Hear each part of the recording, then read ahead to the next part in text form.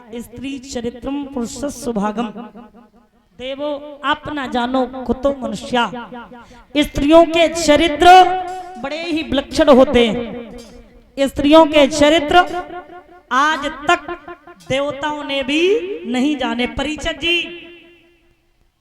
भगवान जैसे लोगन ने स्त्रियों के चरित्र नहीं जाने तो हम लोग क्या जानेंगे। और वास्तव में सोचने वाली बात है कि एक स्त्री अगर अपनी मन मर्जी की शादी करे, मन मर्जी की शादी जानते हो कैसी होती है? लव मैरिज, राजी बाजी लव मैरिज शादी करे और फिर भी उस पति को मार दे। मैं क्यों ये बात कह रहे? मैं इसलिए कह रहे कि आपने कुछ दिनों पहले 1-2 महीने हो गए तब आपने सुना था मेरठ का हत्याकांड, सुना था कि एक पत्नी ने अपने पति को 15 टुकड़ों में काट दिया था। देखिए स्त्रियों के चरित्र क्या होते हैं। स्त्री पे विश्वास पात्रम न के मस्त नारी। स्त्री पे विश्वास करो लेकिन अति विश्वास मत करो। वो बात छोड़िए, औरैया का भी बहुत ज्यादा वायरल हुआ था उस समय। वो भी उसने अपने प्रेमी के चक्कर में पति को 15 दिन बाद मार दिया था। मार दिया था कि नहीं है? अब उनकी तो चलो भूल ही जाते। अब जे को भूलिए के सास दमाद के ही संगे चली गई है। अब बताओ स्त्रियों के चरित्र के बारे में आप क्या कहोगे? इसीलिए तो बताते कि स्त्री पे विश्वास करो लेकिन अति विश्वास मत करो। क्यों? लिखा भी है कि स्त्री के चरित्र का कोई पता, बड़े ईमानदार आदमी हो पता नहीं होता है। लिखा है पत्र हर जगह गया था।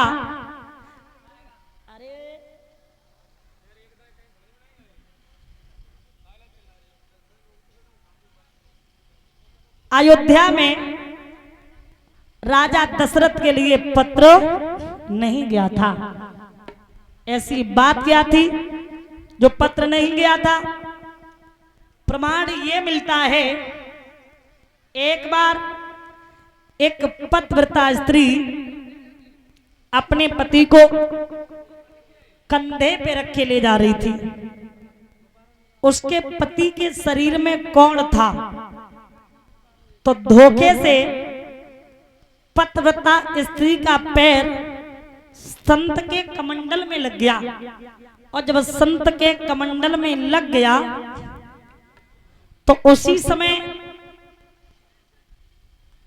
याद रखना,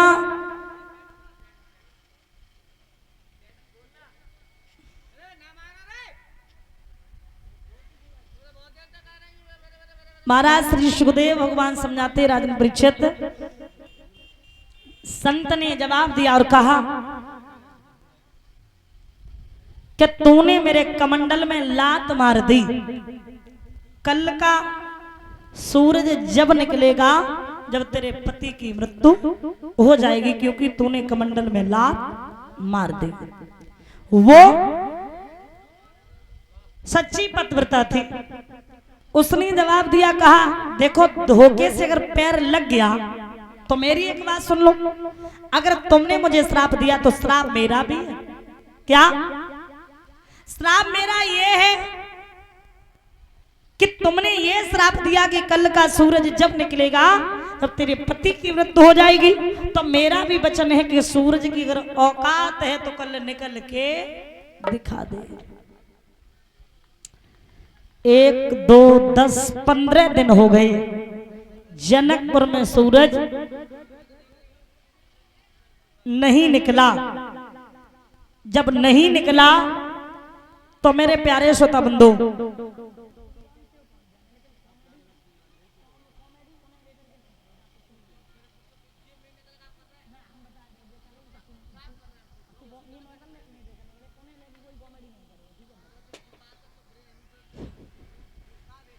तो इधर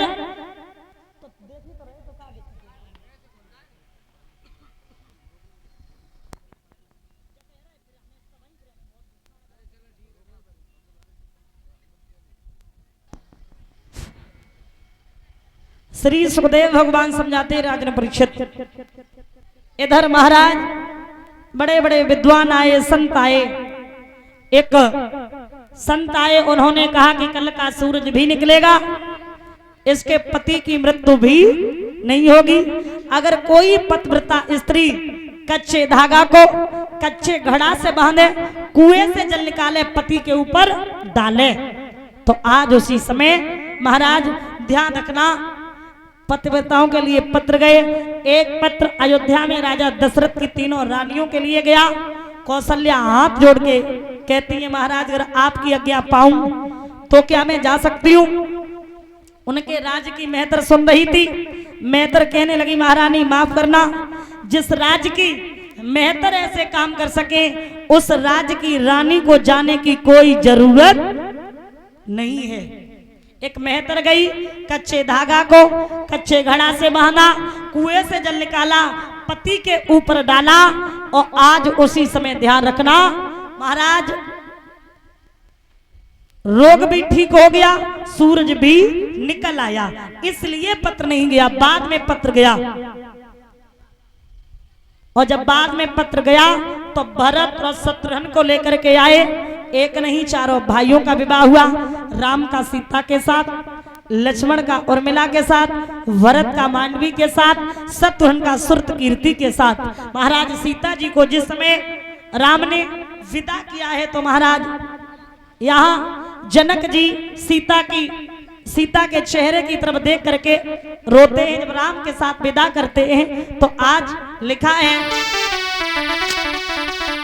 कि आज बेटी जनक की अवध को चली,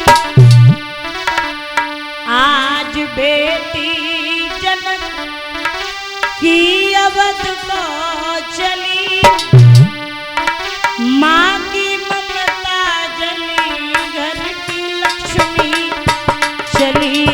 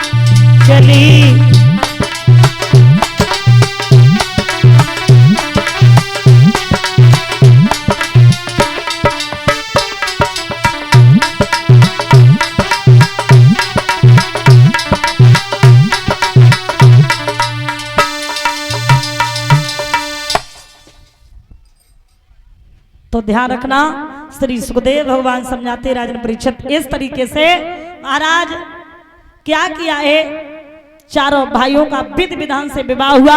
जब चारों भाइयों का विधि विधान से विवाह हुआ है तो आज महाराज दशरथ बड़े प्रसन्न हैं, बड़े खुश हैं।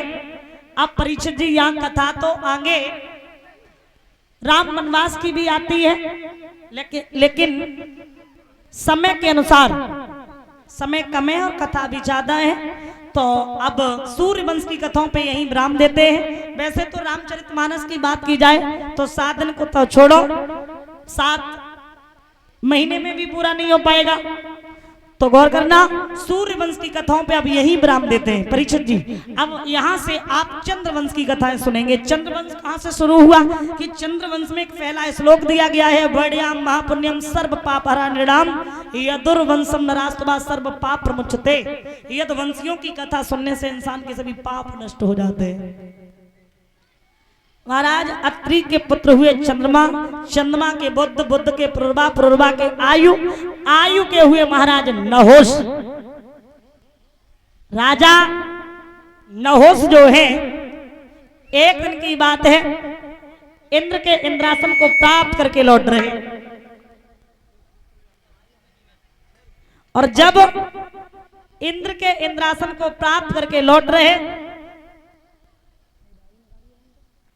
तो इन्होंने क्या देखा कि पहले वाले इंद्राणी की पत्नी सची छत पे खड़ी, और जब छत पे खड़ी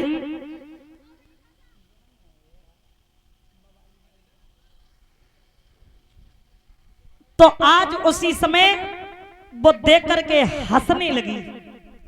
वो क्यों हंसी कि जे अहिर महाराज इंद्र देवता बन गए, इन्हें पराई बहन बेटी को देखबे की अकल नहीं है, लेकिन इनने जो समझी कि जे हम पे रीझ गई।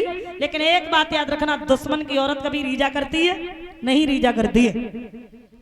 घर पे आए, आकर के पत्र लिखा, हे मेरे दिल की देवी, मैं आपके सामने से गुजर रहा था, मैं आपके चंद्रमा जैसे चेहरे को देख करके पागल हो गया, मैं आपसे मिलना चाहता हूं।